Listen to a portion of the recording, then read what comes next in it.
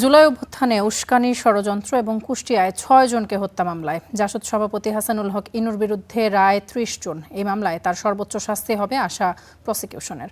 অন্যদিকে জিয়াউল আহসানের শতাধিক গুম খুনের মামলায় তার আইনজীবী অপ্রাসঙ্গিক আবেদন এনে বিচারের সময় ক্ষেপণ করছে বলে অভিযোগ চিফ প্রসিকিউটরের। এই ক্লিয়ারে জামাত শিবিরের আবার নির্বাচনটা ভেঙে দেন ঢাকা শহরে একেবারে। তারপর এখানে কিন্তু জঙ্গি হামলা হচ্ছে।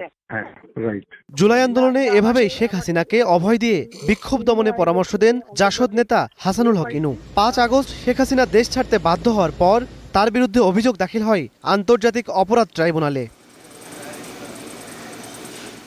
কুষ্টিয়ায় ৬ জনকে হত্যাসহ উস্কানি ষড়যন্ত্রের মামলায় ১৪ মে ইনুর বিরুদ্ধে যুক্তিতর্ক উপস্থাপন শেষ হয়। সোমবার ট্রাইব্যুনাল জানান এই মামলার রায় আসছে ৩০ জুন।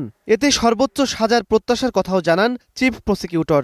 ১০ জন সাক্ষীর জবানবন্দি যারা হয়েছে, আমাদের উভয় পক্ষে সাম আপ হয়েছে কেস। এর বাইরে এখন কেসের মেরিট সম্পর্কে আর কোনো বক্তব্য আমরা আর বলতে চাই না, যেহেতু এটা রায়ের অপেক্ষমান। আমরা প্রত্যাশা করি, আমরা মনে করি প্রসিকিউশন পক্ষ থেকে আমাদের সাক্ষ্য প্রমাণে তার বিরুদ্ধে অভিযোগ প্রমাণিত হয়েছে। এদিকে সাবেক সেনা কর্মকর্তা জিয়াউল আহসানের বিরুদ্ধে শতাধিক গুমের মামলায় নানা অপ্রাসঙ্গিক আবেদন এনে মামলায় সময়ক্ষেপণ করা হচ্ছে বলে জানান চিফ প্রসিকিউটর।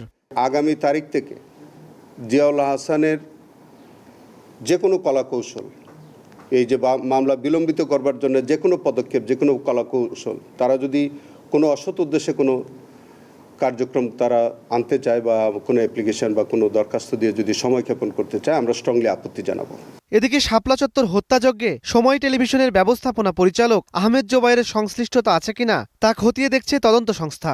এছাড়া চট্টগ্রামে ওয়াসিম সহ ৬ হত্যা মামলার অভিযোগ গঠনে প্রসিকিউশনের শুনানি শেষ হয়েছে।